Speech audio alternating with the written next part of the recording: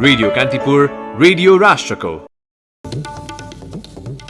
छठ पर्वको मुख्य दिन आज अस्ताउँदो सूर्यलाई अर्घ दिएर मनाइँदै कोरोना महामारीका कारण नदी तलाउहरूमा रौनक कम।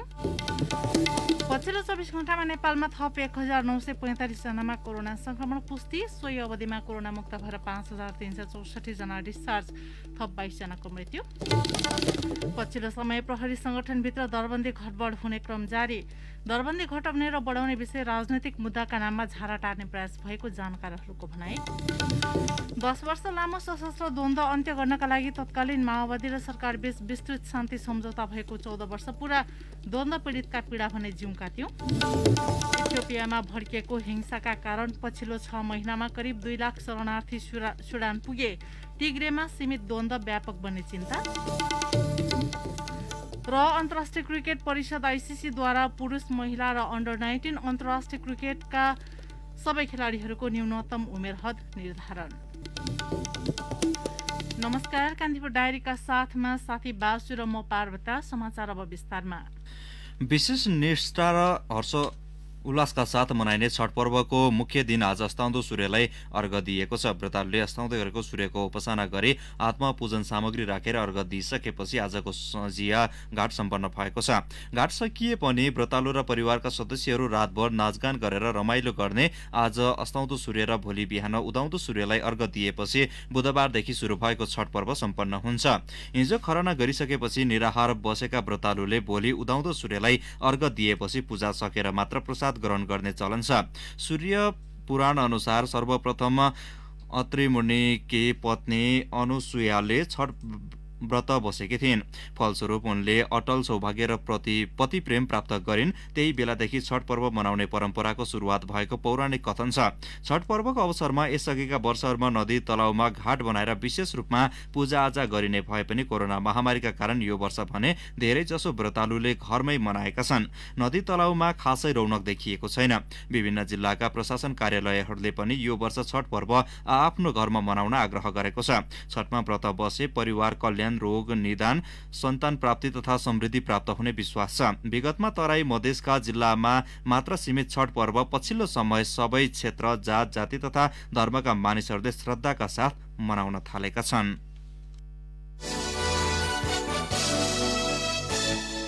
पछिल्लो 24 घण्टामा नेपालमा थप 1945 जनामा कोरोना संक्रमण पुष्टि भएको छ। पछिल्लो 24 घण्टामा काठमाडौँ उपत्यकामा 1107 जना कोरोना संक्रमित थपिएको स्वास्थ्य तथा जनसङ्ख्या मन्त्रालयले जनाएको छ। जसमध्ये काठमाडौँमा 862, भक्तपुरमा 71 र ललितपुरमा 174 जना नयाँ संक्रमित थपिएका हुन्।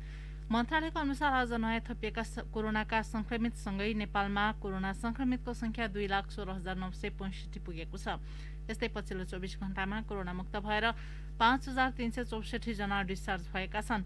यो सँगै नेपालमा हालसम्म कोरोना मुक्त हुनेको संख्या 1,91,002 जना पुगेको छ। पछिल्लो 24 घण्टामा जम्मा 10,340 पीसीआर परीक्षण भएका छन्। मन्त्रालयका अनुसार हालसम्म पीसीआर विधिबाट 16,43,879 परीक्षणहरू गरिएका छन्। पछिल्लो 24 घण्टामा थप 22 जनाको कोरोना संक्रमणबाट मृत्यु भएको मन्त्रालयले पुष्टि गरेको छ। यो सँगै नेपालमा कोरोना संक्रमणबाट मृत्यु हुनेको संख्या 1,298 पुगेको छ।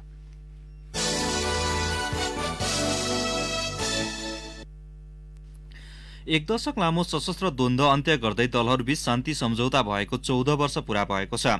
तत्कालीन माओवादी विद्रोही र 7 दलबीच 2063 मङ्सिर 5 गते सम्झौता भई मुलुकको गृहयुद्ध औपचारिक रूपमा अन्त्य भएको थियो। 2052 सालबाट सुरु भएको सशस्त्र युद्ध यही सम्झौताबाट टुङ्गिएको थियो। माओवादीका तर्फबाट पुष्पकमल दाहाल र 7 दलका तर्फबाट तत्कालीन प्रधानमन्त्री गिरिजाप्रसाद कोइरालाले सम्झौतामा हस्ताक्षर गर्नुभएको थियो। द्वन्द्वलाई राजनैतिक रूपमा स्वीकार गरिए पनि त्यसबाट उत्पन्न मूलभूत विषय अहिलेसम्म टुङ्गोमा पुग्न सकेको छैन। सम्झौता गर्दा 2 महिनाभित्र पूरा गर्ने भनिएका कामहरू अहिले पनि जिउका तिउँ छन्। परिवर्तनको संवाहकका रूपमा आफूलाई स्थापित गर्दै पटक पटक सरकारमा पुगेको माओवादीले शान्ति प्रक्रियाका बाँकी कामलाई पूर्णता दिन ध्यान नदिँदा द्वन्द्वकालीन घटनाका पीडित अहिले पनि न्यायको पर्खाइमै छन्। यो अवधिमा झण्डै दर्जन सरकार परिवर्तन भए पनि द्वन्द्व पछिको व्यवस्थापन उनीहरूको प्राथमिकतामा नपर्दा समस्या यथास्थितिमा रहेको हो। संक्रमणकालीन न्याय टुङ्ग्याउन निर्माण भएका संरचनाले दलहरू बीचको किचलोका कारण स्वतस्फूर्त रूपमा काम गर्न नसक्दा पीडितको पीडा जस्ताको तस्तै छ। मुस्किलले 8 वर्षपछि 2071 साल माघ 28 मा बेपत्ता पारिएका व्यक्ति छानबिन र सत्य निरूपण तथा मेलमिलाप आयोग गठन भएको थियो। तर सो आयोगले पनि तोकेको 2 वर्षको अवधिमा आफ्नो काम गर्न सकेन। औपचारिक तथ्याङ्कमा समेत अन्योलता रहेको बेला द्वन्द्वकालीन न्यायका लागि भन्दै गठन भएका आयोगले पनि त्यसमा आधिकारिक विवरण दिन सकेका छैनन्। यसैबीच राष्ट्रिय मानवाधिकार आयोगले तत्कालीन शान्ति सम्झौता पालना भए नभएको अनुगमन गर्ने जिम्मा आयोगलाई नै भएको स्मरण गर्दै द्वन्द्व पीडितको न्यायको अनुभूति गर्ने गरी काम नभएको जनाएको छ। आयोगले विज्ञप्ति जारी गर्दै गम्भीर प्रकृतिका अपराधमा संलग्नहरूलाई कानूनी कठघरामा ल्याउन सरकार चुकेको स्पष्ट पारेको छ। आयोगमा परेका 1195 सिफारिस मध्ये 940 सिफारिस द्वन्द्वकालीन घटनासँग सम्बन्धित रहेको र तिनको कार्यान्वयनको अवस्था सन्तोषजनक नरहेको भन्दै असन्तुष्टि जनाएको हो। नेपाल सरकारले अन्तर्राष्ट्रिय मञ्चहरूमा गरेका प्रतिबद्धताको समेत पालना नभएको भन्दै आयोगले सरकारको ध्यानाकर्षण समेत गराएको छ। यसैबीच शान्ति सम्झौताको 1.5 दशकमा पनि पीडितले न्याय पाउन नसक्दा उनीहरूमा राज्यप्रतिको विश्वास गुम्दै गएको छ। यो अवधिमा सरकारी तवरबाट गठन भएका निकायहरूले पनि त्यसमा प्रभावकारी भूमिका खेल्न सकिरहेका छैनन्। अब कान्तिपुर सविस्तार।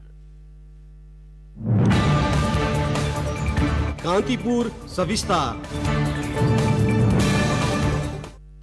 3 वर्ष अघि नेपाल प्रहरीमा 16 जना अतिरिक्त महानिरीक्षक एआइजी थिए। अहिले प्रशासनतर्फ 3 र प्राविधिक 1 गरी 4 जना छन्। केही दिन अघि सरकारले 1 जना एआइजी को दरबन्दी थपेको छ।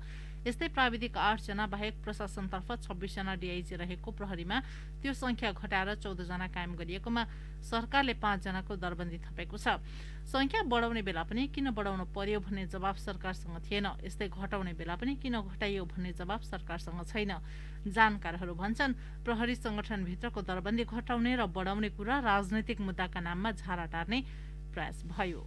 बहुदलीय प्रजातन्त्र पुनर्स्थापित भए यताका हरेक सरकारले प्रहरीमा आफू निकटका व्यक्तिलाई बढुवा गर्न संगठन तथा व्यवस्थापन सर्वेक्षण ओएनएम बिना नै मन लाग्दै दरबन्दी घटाउँदै बढाउँदै आएका छन्। सरकारी रवैयाले धेरै अधिकृतको करियर प्लानिङ नै प्रभावित भएको दृष्टान्त प्रशस्त छन्। केही समय अघि एआइजी र डीआइजी को दरबन्दी कटौती गरेको सरकारले पुनः दरबन्दी थपेको छ। प्रहरीभित्र अवकाश र त्यसको पदपूर्तिका लागि हुने बढुवा नियमित प्रक्रिया हुन्। तर राजनीतिक दाउपेच र संगठनभित्रकै अस्वस्थ प्रतिस्पर्धाका कारण नेपाल प्रहरी सधैँ नीतिगत अस्थिरताको दलदलमा चुर्लुम्म डुबेको छ। पूर्व डीआइजी हेमन्त मल्ल। पुलिसमा अट्र्याक्सन कम भइरहेछ भन्ने कुराहरू आइरहेछ र यस्तै कुराहरू भयो भनेपछि भोलि दिन अट्र्याक्सन हुँदैन। अट्र्याक्सन हुन सक्ने हुन्छ भनेपछि राम्रो मान्छे आउने जुन धोका छ त्यो धोका फेरि बन्द हुन्छ। नेपाल प्रहरीको एआइजी र डीआइजीमा नयाँ दरबन्दी थपिएसँगै बढुवा सूचीमा रहेका अधिकृतहरू काममा केन्द्रित हुन छोडेर अहिले शक्ति केन्द्र रिजाउन व्यस्त छन्, जसले गर्दा आकांक्षीहरू बीच अस्वस्थ प्रतिस्पर्धा समेत सुरु भइसक्यो छ।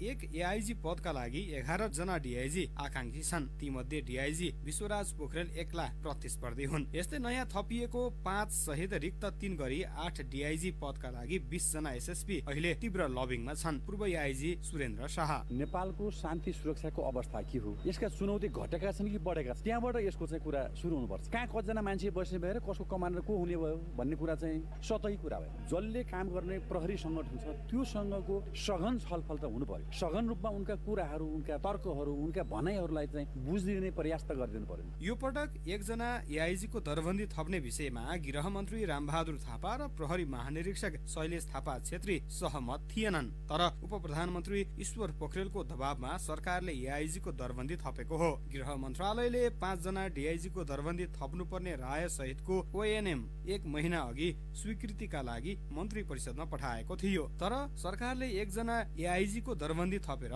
गृहको प्रस्ताव स्वीकृत गरेको हो। सो ओएनएम मा प्रहरीलाई नेपाल प्रहरी र प्रदेश प्रहरीमा समायोजन गर्ने र नेपाल प्रहरी र प्रदेश प्रहरीको कार्य सञ्चालन र सुपरिवेक्षण सम्बन्धी सर्वेक्षण छ। ओएनएम स्वीकृत भएसँगै प्रहरी समायोजनको बाटो खुले पनि परामर्श र अध्ययन बिनै दीर्घकालीन योजना बेगर 80,000 जनशक्ति रहेको प्रहरी संगठन चलाउने प्रवृत्ति मुलुकमा नौलो कुरो नभएको बताउँछन् पूर्व एआइजी देवेन्द्र सुवेदी। सरकार अब एकदमै स्पष्ट हुनुपर्छ। प्रहरी व्यवस्था नेपालको जुन हो, सरकारको दृष्टिकोण यो विघटन गर्न खोजिएको हो या यो व्यवस्थालाई रूपान्तरण गर्न खोजिएको। एआइजी को दरबन्दी थप्ने पृष्ठभूमिमा डीआइजी विश्वराज पोखरेलको दबाव रहेको चर्चा प्रहरी संगठनभित्र छ। डीआईजी पोखरेललाई नै एआईजीमा बढुवा गर्ने तयारी सहित उपप्रधानमन्त्री ईश्वर पोखरेलले पद थपेको भन्दै गृहमन्त्री रामबहादुर थापा र प्रहरी महानिरीक्षक शैलेश थापा छेत्रीले असन्तुष्टि व्यक्त गरेका छन्। मन्त्री परिषदले गृहको प्रस्तावलाई अध्ययनका लागि भन्दै उपप्रधानमन्त्री पोखरेलको नेतृत्वमा रहेको प्रशासनिक समितिमा पठाएको थियो। डीआईजी पोखरेल एआईजीमा बढुवा भए उनी 2079 वैशाख 19 गतेपछि प्रहरी महानिरीक्षकका एक्ला दावेदार हुनेछन्। त्यसो त उपप्रधानमन्त्री पोखरेलले अहिले दरबन्दी थप्न हतार नगरेको भए पनि उनी वरिष्ठ डीआईजी हुनुको नाताले महानिरीक्षकका स्वाभाविक हकदार हुने थिए, किनभने यसअघि पोखरेललाई डीआईजी हुने बेला पनि एक्लै बढुवा गरिएको थियो। डीआईजी सुशील भण्डारीको सवारी दुर्घटनामा परि मृत्यु भएपछि पोखरेललाई तत्कालीन रक्षा मन्त्री ईश्वर पोखरेलकै दबावमा गत वर्षको वैशाख 19 गते बढुवा गरिएको थियो। क्षणिक लाभ र हानि मात्र हेरेर सुरक्षा संगठनको संरचना चलाउन खोज्दाको जोखिमतिर त सरकारले ख्यालै नगरेको बताउँछिन् सुरक्षाविद इन्द्र अधिकारी। सिंह जीवन रक्षा क्षेत्रमा नै एउटा पेसाको रूपमा अपनाएर टिएम दिएकाहरूलाई चाहिँ न्याय त हुनुपर्छ। संगठनमा कर्मचारीहरूले पनि धेरै भोग राख्ने कुरा हुँदैन, उनीहरू आफै सुरक्षित महसुस गर्दैनन् संगठनभित्र। मुलुकको कानून कार्यान्वयन गर्ने निकाय नेपाल प्रहरी प्रति जनविश्वास दिन प्रतिदिन खस्कँदो क्रममा छ। सरुवा बढुवा जस्तो नियमित प्रक्रियामा समेत सरकारले प्रहरी संगठनलाई चलाउनु लाजमर्दो कुरो हो। बढुवा र आकर्षक ठाउँमा पोस्टिङका लागि नेताका निवास चाहर्नु पनि प्रहरी अधिकृतको गम्भीर गल्ती नै हो। त्यसैले नेता र प्रहरी कर्मचारी आफै सजग रहौं र प्रहरी संगठनको गरिमा बढाउँ। रेडियो कान्तिपुरका लागि प्रिन्स गौतम। कान्तिपुर सविस्तार। गृह मन्त्रालयले काठमाडौँ उपत्यकाका 2 प्रहरी प्रमुख सहित 33 जना वरिष्ठ प्रहरी उपरीक्षक एसएसपी को सरुवा गरेको छ। गृह मन्त्रालयले मन्त्रीस्तरीय निर्णय गर्दै उनीहरूको आज सरुवा गरेको हो। सरुवा सूची अनुसार काठमाडौँ प्रहरी प्रमुखमा एसएसपी अशोक सिंहको सरुवा भएको छ। त्यहाँ कार्यरत एसएसपी श्यामलाल गेवालीलाई प्रहरी प्रधान कार्यालय तानिएको छ। महानगरीय प्रहरी परिसर ललितपुरमा एसएसपी किरण बज्राचार्यको सरुवा भएको छ। महानगरीय ट्राफिक प्रहरी महाशाखा रामशाह पथमा एसएसपी जनक भट्टराईको सरुवा भएको छ। महाशाखामा कार्यरत एसएसपी भीमप्रसाद ढकालको प्रहरी प्रधान कार्यालयमा सरुवा भएको छ। केन्द्रीय प्रहरी प्रवक्ता एसएसपी कुबेर कठायतको प्रहरी युक्ति तालिम महाविद्यालय जर्गा नवलपरासी सरुवा भएको छ। त्यहाँ कार्यरत एसएसपी वसन्त बहादुर कुँवरलाई गृह मन्त्रालयको प्रहरी महानिरीक्षकको सचिवालयमा तानेको छ। बागमती प्रदेश प्रहरी कार्यालय हेटौडामा कार्यरत एसएसपी सुदीप गिरीको केन्द्रीय अनुसन्धान ब्युरो सीआईबीमा सरुवा भएको छ। यस्तै बागमती प्रदेश प्रहरी तालिम केन्द्र दुधौली सिन्धुलीमा कार्यरत एसएसपी सन्दीप भण्डारीलाई महानगरीय प्रहरी कार्यालय रानीपोखरी तानिएको छ। कान्तिपुर डायरीमा अब ब्रेकको पालो। अब बाँकी प्रसङ्ग। चीनबाट प्राविधिक नआउँदा गौतम बुद्ध अन्तर्राष्ट्रिय विमानस्थल भैरवामा उपकरण जडानको काम अलपत्र परेको छ। प्राविधिकहरू नआउँदा धवन मार्गको लाइटो टर्मिनल फिटिङ लगायतको मुख्य उपकरणको काम हुन नसकेको अन्तर्राष्ट्रिय विमानस्थल आयोजना प्रमुख प्रवेश अधिकारीले बताउनुभयो।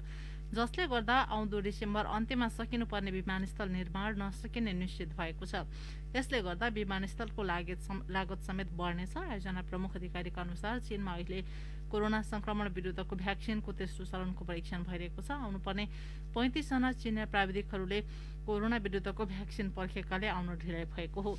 चीनबाट प्राविधिकहरू आएमा उपकरण जडानको काम सक्न करिब 2 महिना लाग्ने आयोजनाले जनाएको छ। सन् 2015मा सुरु भएको विमानस्थल निर्माणको काम सन् 2017 को अन्तसम्म सक्नुपर्ने भए पनि विभिन्न कारणले पटक पटक म्याद थप गरी 2020 को अन्तमा पुर्याइएको हो। विमानस्थल निर्माणको 93% काम सकिएको छ।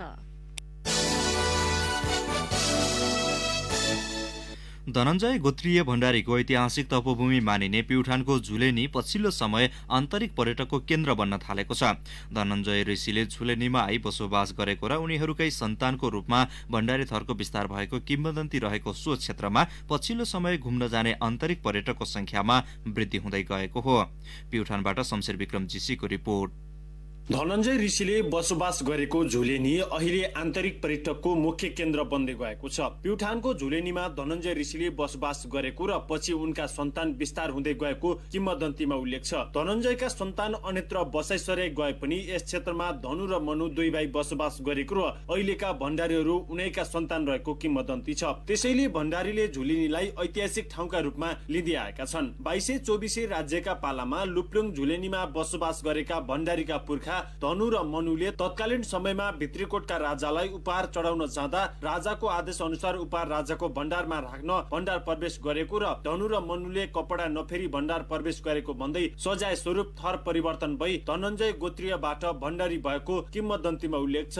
स्थानीय मधुसूदन भण्डारी धनञ्जय ऋषि आएर त्यो झुलेनी भन्ने ठाउँमा आएर बसेको र उनैका सन्ततिहरू विस्तार हुँदै जाँदाखेरि विभिन्न ठाउँमा अहिले रिजालहरू पनि हुनुहुन्छ, भुसालहरू पनि हुनुहुन्छ, धनञ्जय गोत्रीय मानिसहरू जति पनि हुनुहुन्छ उहाँहरू त्यहीबाट नै विस्तार भएको भनेर चाहिँ हामीले पाउँछौँ। धनञ्जय ऋषिका सन्तानको आदर्शिला मानिने झुलेनी अहिले पर्यटकको रोजाइको केन्द्र बन्दै गएको छ। प्युठान नगरपालिकामा रहेको झुलेनीमा अहिले धनञ्जय ऋषि र बिन्दवासिनी देवीको मन्दिर छ। त्यस्तै त्यहाँ ऐतिहासिक झुलेनी पोखरीको स्तरोन्नति गरिएको छ। झुलेनीमा शिवधुरी पहाड पनि छ। सो पहाडलाई अहिले गोल पार्कका रूपमा विकास गरिएको छ भने यसलाई सेल्फी डाँडाको रूपमा लिने गरिन्छ। झुलेनीबाट प्युठानको आधा भूभाग अवलोकन गर्न सकिन्छ। यस्तै त्यहाँबाट धौलागिरी, माछापुच्छ्रे, प्युठानको सबैभन्दा अग्लो डाँडा कोठीबीर र स्वर्गद्वारीको पनि अवलोकन गर्न सकिने बागदुलाबाट झुलेनी घुम्न आएका पर्यटक सन्तोष थापा सुनाउँछन्। झुलेनी मैले सोचेको भन्दा धेरै नै राम्रो रहेछ हैन।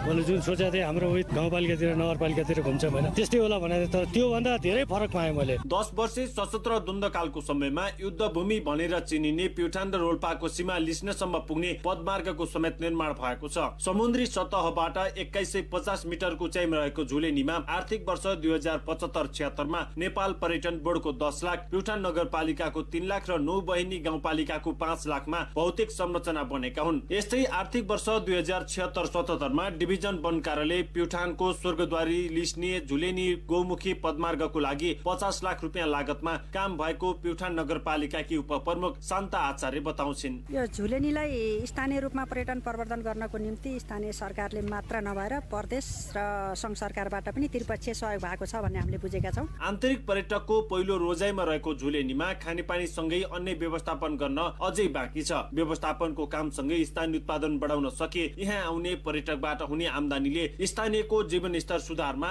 सघाउ पुर्याउनेछ। रेडियो कान्तिपुरका लागि शमशेर विक्रम जोशी, झुलेनी, प्युठान।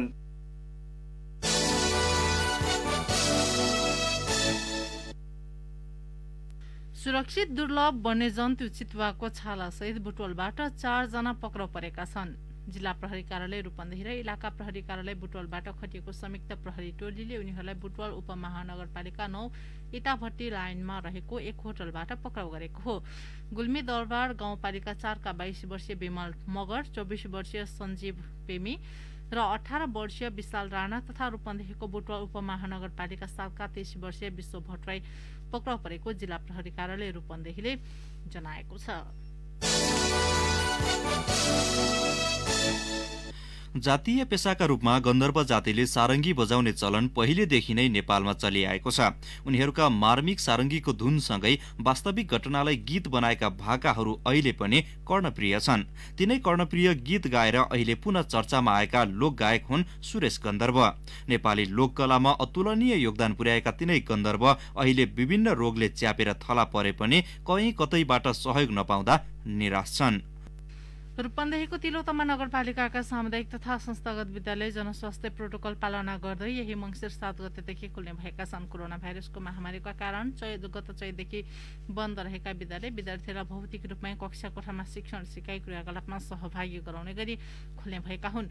संघीय सरकारले तय गरेको विद्यालय सञ्चालन सम्बन्धी कार्यढाँचा अनुसार जनस्वास्थ्य प्रोटोकल मापदण्ड अवलम्बन गरी विद्यार्थीको पठन पाठन सुचारू गर्ने निर्णय भएको शिक्षा शाखा प्रमुख गंगाराम आचार्यले बताउनुभयो। यसैबीच सिन्धुलीको मरिन गाउँपालिकामा रहेका सामुदायिक विद्यालयले मङ्सिर 8 गतेदेखि विद्यार्थीको भौतिक उपस्थितिमा पठन पाठन सुरु गर्ने भएका छन्।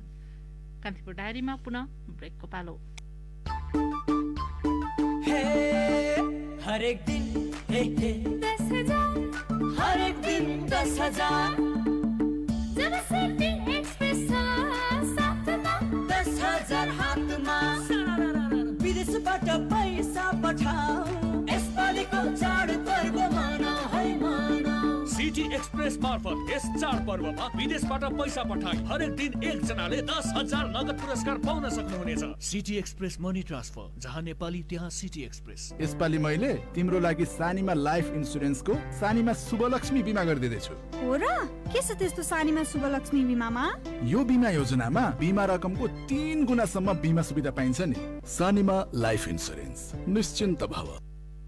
कान्तिपुर डायरीमा अब आर्थिक प्रसंग। धान उत्पादन हुने मुख्य सिजनमा नै मोरङको जोगबनी नाकाबाट 1 अर्ब बढीको धान चामल आयात भएको छ।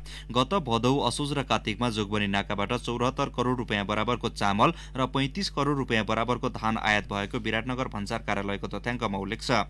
गत आर्थिक वर्ष सो नाकाबाट 1 अर्ब 33 करोड 35 लाख मूल्यको धान र 1 अर्ब 38 करोड मूल्यको चामल आयात भएको थियो।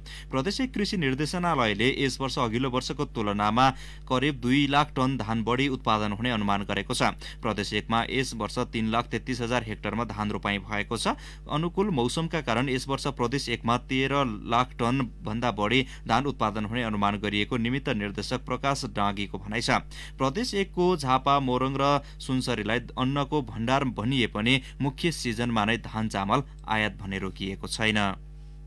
दोलखाका होटल व्यवसायीले कोरोनाका कारण आन्तरिक बाह्य पर्यटकका लागि घुम्न रोक लगाइएका पर्यटकीय स्थल खोलिदिन आग्रह गरेका छन्। होटल व्यवसायी संघ दोलखाले प्रमुख जिल्ला अधिकारी रमेश प्रसाद शिवाकोटीलाई ज्ञापन पत्र बुझाउँदै पर्यटकीय स्थलमा लगाइएको रोक खुला गर्न आग्रह गरेको हो। दोलखाको चर्चित पर्यटकीय स्थल कालिन्चोक, छोरोल्पा, रोल्बालिङ उपत्यकामा घुम्न खुला गरिदिन आग्रह गरेको संघका सचिव प्रकाश बुढाथोकीले जानकारी दिनुभयो।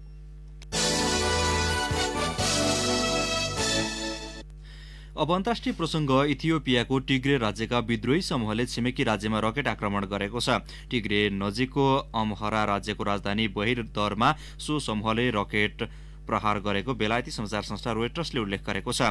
स्थानीय विद्रोही समूहको सो कार्यले टिग्रेमा मात्र सीमित द्वन्द्व व्यापक हुने चिन्ता बढेको छ। टिग्रेमा द्वन्द्व चर्किएपछि 2 साताको अवधिमा हजारौंको संख्यामा स्थानीय मारिएका छन् भने 100,000 शरणार्थी बनेर अन्य क्षेत्रमा पुगेका छन्। विभिन्न 10 वटा जातीय क्षेत्रको संघीय मुलुक इथियोपियामा TPLF को नेतृत्वमा सत्तारूढ गठबन्धनमा टिग्रेन्सको प्रभुत्व रहेको थियो। 2 वर्ष यता अमहरा र ओरोमो वंशका अबीले सत्ता सम्हाल्नु भएको छ। निष्पक्ष अधिकार बाँडफाँड गर्ने भन्दै आएका प्रधानमन्त्री अबीले क्षेत्रीय अधिकारमाथि प्रतिबन्ध लगाएको TPLF को आरोप छ। यसैबीच इथियोपियामा भड्किएको हिंसाका कारण पछिल्लो 6 महिना यता करिब 2 लाख शरणार्थी सुडान पुगेका UN एजेन्सीले जनाएको छ। कोरोना भाइरसको संक्रमण दर बढेपछि अमेरिकाको क्यालिफोर्निया राज्यले भोलिदेखि 1 महिनासम्म सर्वसाधारणलाई घरमै बस्न आदेश दिएको छ। क्यालिफोर्नियाका गभर्नर गेभिन न्युसमले महामारी बढ्दै गएको र केही साता जटिल र जोखिमपूर्ण हुने देखिएको भन्दै उच्च सतर्कता अपनाउन आग्रह गर्नुभएको हो। क्यालिफोर्नियाको सार्वजनिक स्वास्थ्य विभागका अनुसार शनिबारदेखि लागू हुने नियम आगामी डिसेम्बर 21 तारिकसम्म कायम रहनेछ र आवश्यकता अनुसार फेरि थप हुन सक्नेछ।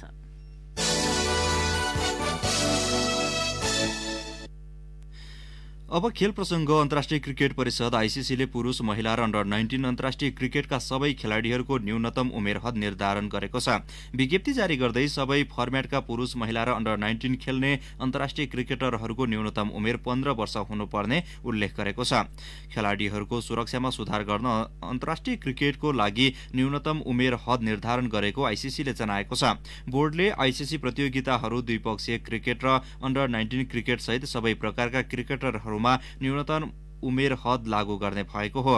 असाधारण अवस्थामा कुनै सदस्य राष्ट्रले 15 वर्षभन्दा कम उमेरका खेलाडीलाई खेलाउन पर्ने भए ICC को अनुमति अनिवार्य लिनुपर्ने पनि विज्ञप्तिमा भनिएको छ। दोस्रो वरीयताका स्पेनी राफेल नाडाल ATP फाइनल्स टेनिसको सेमी फाइनलमा प्रवेश गरेका छन्। लन्डनमा गैराती भएको क्वार्टर फाइनलमा डिफेन्डिङ च्याम्पियन समेत रहेका ग्रिसका स्टेफानोस सिटसिपासलाई 2-1 को सेटले हराउँदै नाडालले अन्तिम 4 को यात्रा तय गरेका हुन्। पहिलो सेटमा 6-4 को जित निकालेका नाडालले दोस्रो सेट 4-6 ले सिटसिपासलाई सुम्पिएका थिए।